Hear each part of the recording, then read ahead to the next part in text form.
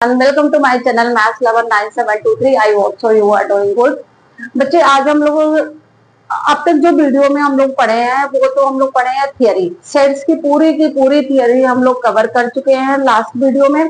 आज हम लोग करेंगे एनसीईआरटी के क्वेश्चंस, क्योंकि ये बहुत सारे बच्चों की ये रिक्वायरमेंट थी बच्चे कि पहले एनसीईआरटी करते हैं हम लोग, फिर जेईई मेन के पीवाई यूज करेंगे।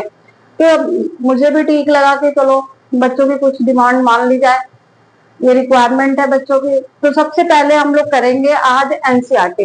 एनसीईआरटी की एक्सरसाइज कंप्लीट होने के बाद फिर हम लोग पीआईक्यूज पे आएंगे।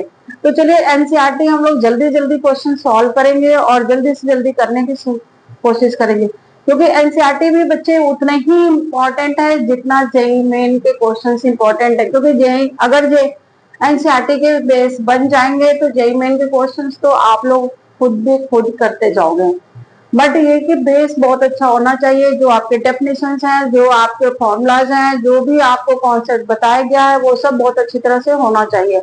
और जो भी बच्चे हमारे चैनल पे नए हैं वो हमारे डिस्क्रिप्शन में जाएंगे, हम लिंक वहाँ प्लेलिस्ट पे डाल देंगे सेट्स की, वो वहां से सारे डेफिनेशन सब कुछ वहां से कवर कर सकते हैं। बहुत अच्छी तरह से उसमें एक्सप्लेन किया गया है बच्चों। आप बस एक बार उसको बहुत सीरियसली पूरा वीडियो आप देख लीजिए, आपको एक बार में ही सारे कॉन्सेप्ट बहुत अच्छी तरह से क्लियर हो जाएंगे, चाहे वो वेन डायग्राम हो, चाहे डेफिनेशंस हो, चाहे किसी भी तरह का हो, बहुत अच्छी तरह से आपको क्लियर हो जाएगा। तो आप जो भी बच्चे नए होंगे वो पहली बात तो सब्सक्राइब कर दें और हमारे डिस्क्रिप्शन पे जाएंगे और वहां पर प्ले लिस्ट सेट्स को देख लेंगे। बहुत अच्छी तरह से एक्सप्लेन किया गया बच्चे। ठीक है, तो चलिए हम लोग एनसीईआरटी क्वेश्चंस की तरफ चलते हैं। पहले एनसीईआरटी की फर्स्ट एक्सरसाइज हम लोग करेंगे। तो ये फर्स्ट क्वेश्चन देखो आपका लिखे हुए एक्सरसाइज 1.1 का, जल्दी हम लोग करेंगे बच्चों। ठीक है, जल्दी। Which of the following are set, justify your answer. ये बताना है कि कौन सा सेट है कौन सा नहीं है, और अगर नहीं है तो आपको जस्टिफाई देना है, करना है। तो the collection of all months of a year beginning with the letter J. तो मीन्स ये आपका सेट है, क्योंकि यहाँ क्लेरिफाई किया गया है कि किस लेटर से शुरू होने वाला मंथ आपको चाहिए। तो मीन्स इट इज सेट। तो सेट अगर आप इसका बनाओगे तो जे से कौन कौन से मंथ स्टार्ट होते हैं बच्चे? एक तो जनवरी स्टार्ट होता है, फिर क्या स्टार्ट होता है? जून, और फिर जुलाई। तो ये जो मंथ आपके हैं जनवरी, जून, जुलाई, ये आपके जे से स्टार्ट होने वाले मंथ है। तो means it is a set. अब इसके बाद आप सेकंड पे आ जाओ, the collection of 10 most talented writers of India. अब देखो मोस्ट टैलेंटेड राइटर ऑफ, तो collection of 10 most talented writers of India बच्चे लिखा गया है। तो अब हर भी लोगों के हिसाब से अलग अलग राइटर्स आएंगे। कोई हिंदी के राइटर्स को पसंद करेगा, कोई इंग्लिश के राइटर को पसंद करेगा, कोई मैथ्स की बुक के राइटर्स को पसंद करेगा, कोई साइंस, फिजिक्स, केमिस्ट्री, किसी भी तरह के राइटर्स। हर इंसान की अलग अलग अपनी एक चॉइस होती है। तो यहाँ पर ये चीज डिफाइन नहीं किया गया कि किस फील्ड के राइटर्स की बात हो रही है। तो it is not a set, क्योंकि यहाँ पर ये ऑलरेडी डिफाइन नहीं है कि किस फील्ड के राइटर्स उनको चाहिए। ओके, तो it is not a set, not a set, because not define the particular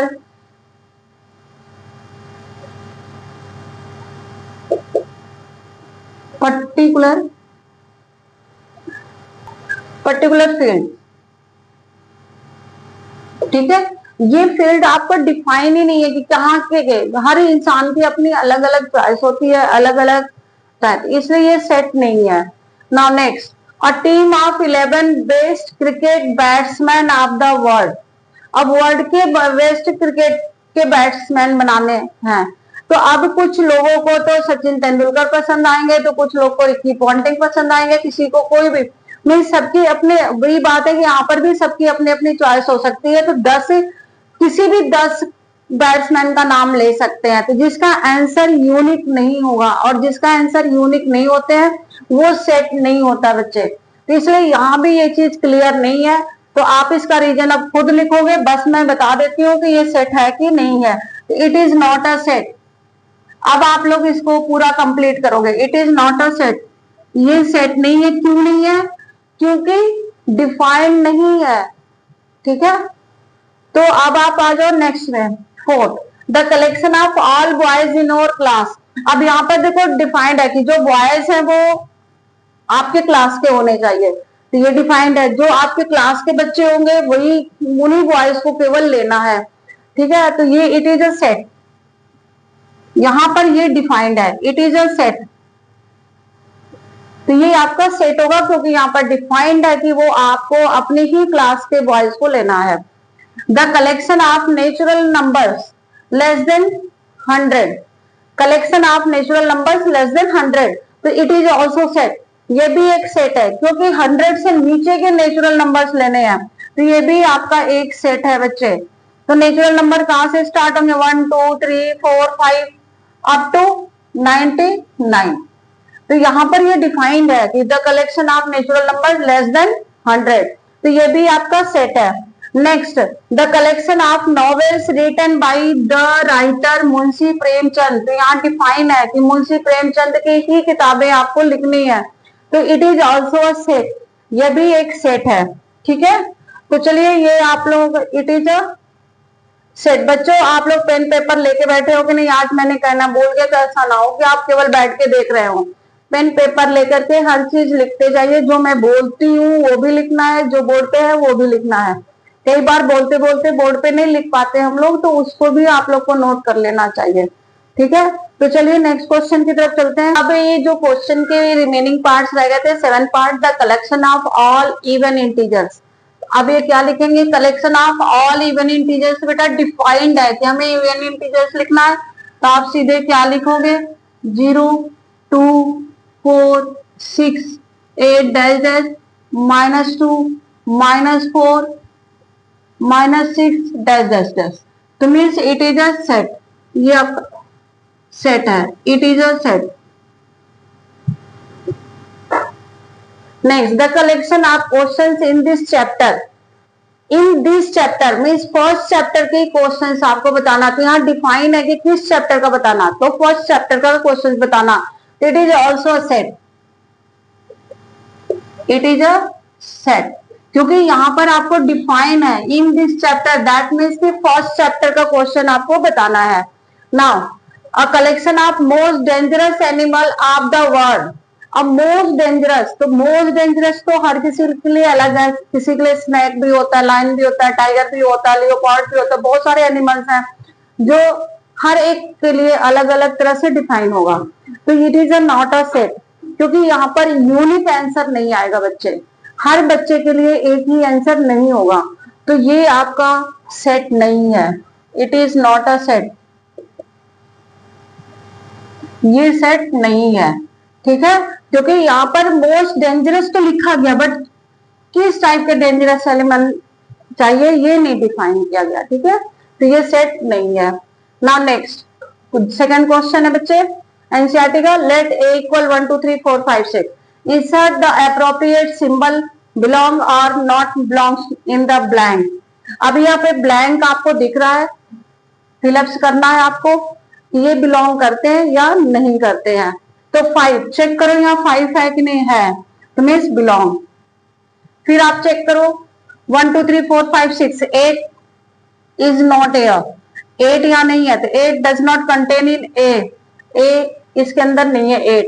0 also does not contain, 0 भी नहीं दिख रहा आपको इस सेट में। 4 is air, 4 belongs to A and 2 is also belongs to A, ये आपका अप्रोप्रिएट सिंबल हो गया बच्चे। अब आप थर्ड क्वेश्चन की तरफ आ जाओ, write the following sets in the roster form. इसे आपको रोस्टर फॉर्म लिखना है, शायद आपको याद होगा roster form means tabular form, तो टेबुलर फॉर्म में लिखना है, तो आपको क्या लिखना है? X is an integer lies between, an integer lies between X greater than equal -3 less than 7, means -3 और -3 से बड़ा, 7 से छोटा चाहिए। ठीक है, तो इस सेट को आप कैसे लिखोगे रजिस्टर फॉर्म में? तो -3 -2 -1 0 1 2 3 4 5 एंड 6। ये आपके इंटीजर्स हो गए। It is roster form. ये आपने रोस्टर फॉर्म में आपका आंसर लिख दिया आपने, ठीक है। नेक्स्ट को भी ऐसे रोस्टर फॉर्म में लिखो। X is a natural number less than 7। Natural number means countable number. Countable number कहां से स्टार्ट होते हैं? 1 से। तो 1 2 3 4 5 एंड 6। तो ये आपका हो गया रोस्टर फॉर्म। तो चलो नेक्स्ट क्वेश्चन बच्चों, ये देखो अब थर्ड क्वेश्चन में क्या third part, x such that x is a 2-digit natural number such that the sum of its digit is 8। 2 digit number होते हैं बच्चे, एक टेंस प्लेस नंबर होता है और एक वंस प्लेस डिजिट होते हैं। तो tens place digit x, ones place digit y, that means कि x प्लस y किसके इक्वल होना चाहिए? 8 के। तो आपको ऐसे नंबर चूज करने हैं कि जिनका सम 8 आए, ठीक है। तो 2 डिजिट नंबर कौन कौन से हो सकते हैं? अब आप देखो, यहाँ 1 पुट करो तो ये 7 होना चाहिए। 2 पुट किया तो यहाँ क्या होना चाहिए? 6 होना चाहिए। 3 पुट किया तो 5 होना चाहिए। 4 पुट किया तो 4। फिर उसके बाद सारे इसके रिवर्स लिख लोगे, ठीक है। तो 2 डिजिट नंबर क्या बने? 17 26 35 44। फिर आप इनके रिवर्स लिख लो। तो क्या बना आपका सेट रोस्टर फॉर्म में? 17 35 26, सॉरी 26 बाद में लिख दिए, 44 62 53 एंड 71। एक नंबर और छूट रहा बेटा, बता सकते हो? 2 डिजिट नंबर में 08 नहीं आते, ये बता दें। तो इसलिए किसी को भी 80 नहीं लिखना है, यहाँ पर 80 नहीं लिखना है। 8 प्लस 0 लिख सकते हो आप लोग, सॉरी कहाँ लिखें? यहाँ पे लिख देते हैं 8 प्लस 0 80, ठीक है। तो डिजिट 08 नहीं लिख सकते हो, 08 नहीं लिख सकते, पहले 0 नहीं ले सकते क्योंकि तब बन जाएगा 8, वो सिंगल डिजिट आ जाते हैं। तो यहाँ पर आपका एक और नंबर आ जाएगा 80, ठीक है। इन सभी के सम आपका क्या आएगा? 8 आएगा। क्लियर? तो इस तरह से आप यहाँ से देख सकते हो। चलिए next question D, x such that x is a prime number which divisor of 60। तो डिवाइजर ऑफ 60 का मतलब क्या हो गया? जो 60 को डिवाइड करता हो। तो कौन कौन से नंबर 60 को डिवाइड करेंगे? जो इनके फैक्टर्स होंगे वो सारे इनके डिवाइजर्स होंगे, जो भी फैक्टर्स होंगे। तो सबसे पहला फैक्टर तो होता है 1, प्राइम नंबर है। फिर आपका होगा 2 3 6 5 10 12। ये सारे इनके फैक्टर्स होंगे, ये सारे इनके डिवाइजर होंगे, ठीक है। 12 और 12 के बाद क्या आएगा बच्चे? और किसके टेबल में आते हैं? 15 एंड 30 एंड लास्ट 60। देखो बेटा, ये 60 के सारे डिवाइजर्स हैं। क्या है? 60 के डिवाइजर्स हैं, बट हमें चाहिए क्या वो देखना है।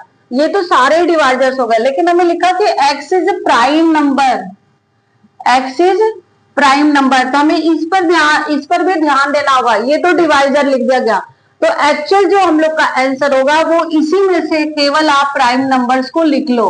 तो क्या मिला आपका? सेट ए, सेट ए मिला 2 3 and 5। It is your answer.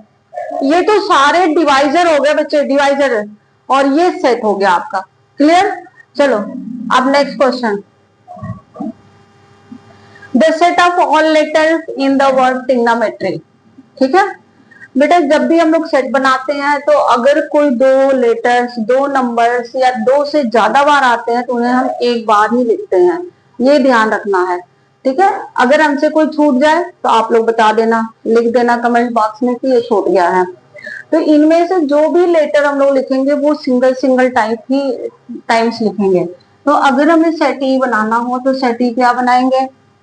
सबसे पहले देखते हैं क्या है, ई आई जी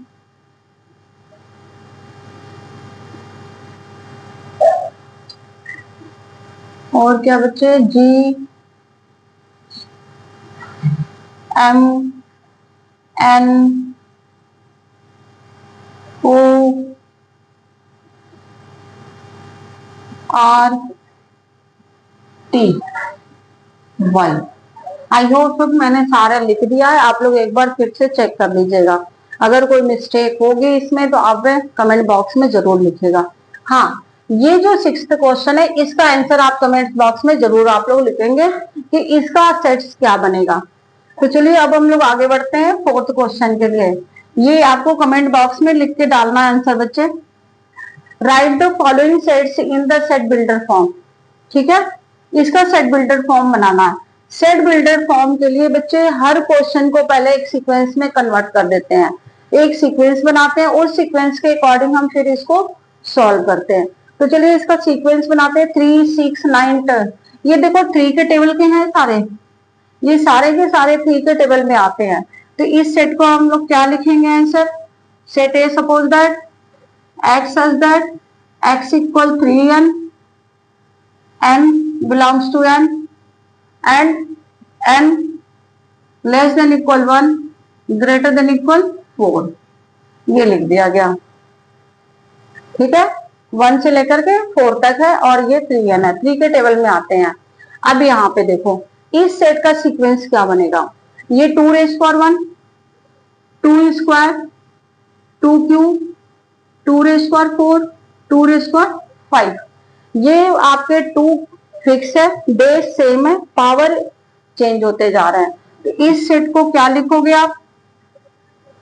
x such that x equal 2 raised to n, n belongs to n, n greater than equal 1 less than equal 5। ठीक है, ये दूसरे का सेट बिल्डर फॉर्म हो गया। सेम ऐसे ही आप ये और ये दो आपका होमवर्क होगा। It is multiple of 2। तो ये लास्ट के जो 3 क्वेश्चन है बच्चे, ये आप लोगों को खुद करना है और आंसर देना है। सेम इसी टाइप के हैं, तो इन क्वेश्चंस को आप लोग खुद करोगे। हिंट दे देते हैं आपको, ये हिंट यहाँ पर भी यही बन रहा है, 5 स्क्वायर, 5 क्यूब, 5 रेस्ट पावर 4। तो यहाँ बेस सेम है, पावर चेंज हो रहा है। सेम हियर 1 के पावर 1, 2 के पावर 2, 3 के पावर 2 एंड 10 के पावर 10। तो अब इस क्वेश्चन में देखो क्या पावर सेम है, सॉरी पावर सेम है, बेसिस चेंज हो रहे हैं, बेसिस चेंज हो रहा है। तो चलो ये 5th का बता देते हैं आपको। 5th c equal x such that x equal n raise to power 2, n square, square of the number है बच्चे, square of the number, n belongs to n, n greater than equal 1 to 10। तो ये आपका हो गया set builder form. 2 question आपका homework है, 3rd and 4th। 3rd और 4th को आप लिख करके देंगे कमेंट बॉक्स में। चलिए नेक्स्ट क्वेश्चन।